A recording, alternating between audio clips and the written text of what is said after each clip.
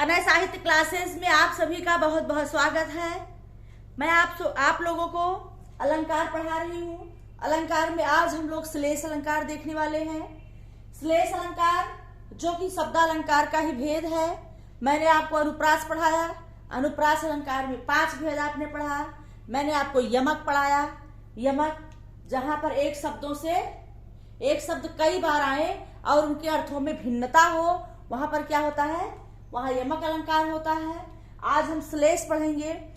श्लेष अलंकार की परिभाषा है कि जब एक शब्द के एक से अधिक अर्थ निकले वहां श्लेष अलंकार होता है। जब एक शब्द के अनेक अर्थ हो वहां पर श्लेष अलंकार होता है। और श्लेष अलंकार के 2 भेद होते हैं। कितने भेद होते हैं? 2। एक शब्द से होत है बहुअर्थन का ज्ञान, अश्लेषता ही को कहत है। तो इस प्रकार से श्लेष अलंकार में एक शब्द से कई अर्थ निकलते हैं। तो श्लेष का अर्थ होता है चिपका हुआ, मतलब एक शब्दों में कई अर्थ चिपके हुए होते हैं, तो उसे श्लेष अलंकार कहते हैं। इसके 2 भेद होते हैं। पहला है अभंग पद श्लेष और दूसरा है सभंग पद श्लेष। पहला क्या है? अभंग पद श्लेष और दूसरा क्या है? सभंग पद श्लेष। तो अभंग सभंग जानते हैं।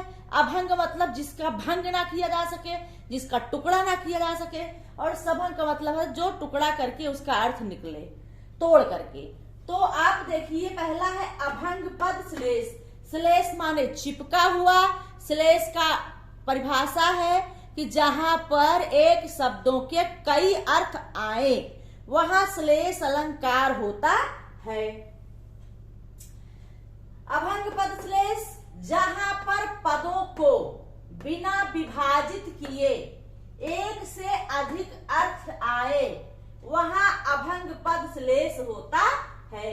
मतलब जहां पर पदों को बिना विभाजित किए हुए उसके अर्थ निकाले जाए वहां पर क्या होगा? अभंग पद श्लेष। आइए देखते हैं। जैसे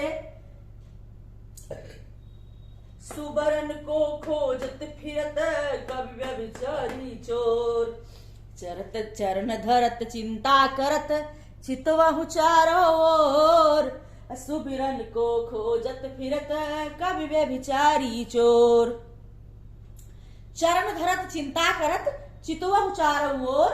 सुबरन को खोजत फिरत कवि व्यभिचारी चोर। यहाँ सुबरन के 3 अर्थ है। एक कवि के अर्थ में होता है सुंदर वर्ण। कवि जो है अच्छे वर्ण ढूंढना चाहता है अपने काव्य रचना के लिए।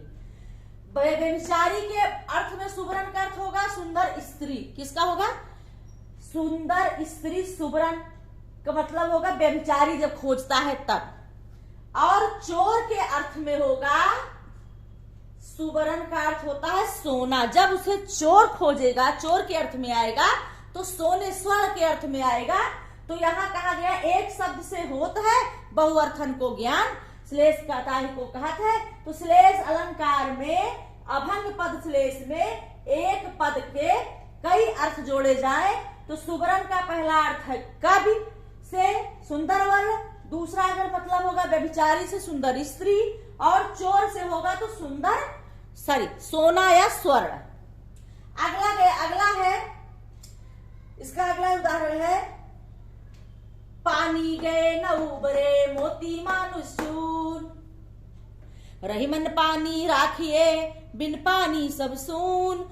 पानी गए न उबरे मोती मानुष चून। तो यहाँ पानी के 3 अर्थ हैं। एक मोती के अर्थ में है, सीपी में जब पानी पड़ेगा तो मोती पैदा हो जाएगा, तो पानी का यहाँ सार्थकता है। दूसरा है पानी का मनुष्य के इज्जत मान सम्मान से मतलब है, ठीक है। और तीसरा पानी का मतलब है चून से, कि चून में पानी रहने तक ही चून का महत्व होता है। तो पानी डालने पे चून की जो है निखार आता है, उसके खाने योग्य होता है। तो इस प्रकार से रहमन पानी राखिए बिन पानी सब सून, पानी गए न उबरे मोती मानस चून। ये है जो है अभंग पद श्लेष, कि जिन्हें बिना शब्दों को तोड़े हुए हम उसका अर्थ निकाले वहां पर क्या होगा? अभंग पद श्लेष।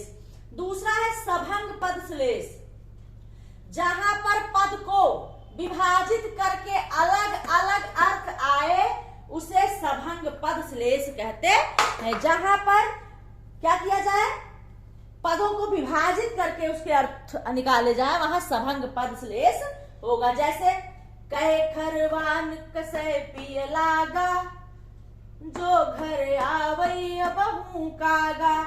यहाँ खरवान, एक अगर खर और वान करेंगे तो खर एक पक्षी होता है, ठीक है, खरवान अलग अलग करेंगे तो एक पक्षी के अर्थ में आएगा और एक तीर के अर्थ में आएगा, ठीक है। तो इस प्रकार से ये सभंग में क्या होता है, शब्द को तोड़ के अर्थ निकाला जाता है। दूसरा है गुणते, अगर गुणते कहेंगे तो गुणते हुए एक शब्द बनेगा, तोड़ा जाएगा तो गुण और ते अलग शब्द बनेगा। तो इस प्रकार से इसमें शब्दों को अलग करके तोड़ करके इसके अर्थ निकाले जाते हैं, किसमें, सभंग पद श्लेष में। और सब अभंग में जैसे चिरजीवी जोरी जुरे क्यों न स्नेह गंभीर, को घटिए वृषभानु जाए हलधर के वीर। तो यहाँ भी क्या होगा, सभंग पद श्लेष होगा, ठीक है। तो इस प्रकार से सभंग श्लेष है। और अभंग श्लेष, जो श्लेष के प्रकार है, श्लेष अलंकार एक शब्द से अनेक अर्थ होते हैं, वहां श्लेष अलंकार होता है। श्लेष अलंकार के दो भेद होते हैं, सभंग पद श्लेष, अभंग पद श्लेष। अभंग पद श्लेष में शब्दों को बिना विभाजित किए अर्थ निकाला जाता है, एक से अधिक अर्थ आते हैं। और सभंग में शब्दों को तोड़ करके अर्थ निकाले जाते हैं। तो इस प्रकार से ये आपके श्लेष अलंकार है। अलंकार की सूची बहुत लंबी है, ऐसे आप हमारे साथ चलते जाइए तो आपको अलंकार पूरी तरह से तैयार हो जाएगा। आज की कक्षा में बस इतना ही, अगली कक्षा में मैं फिर आपसे मिलती हूँ, तब तक के लिए धन्यवाद।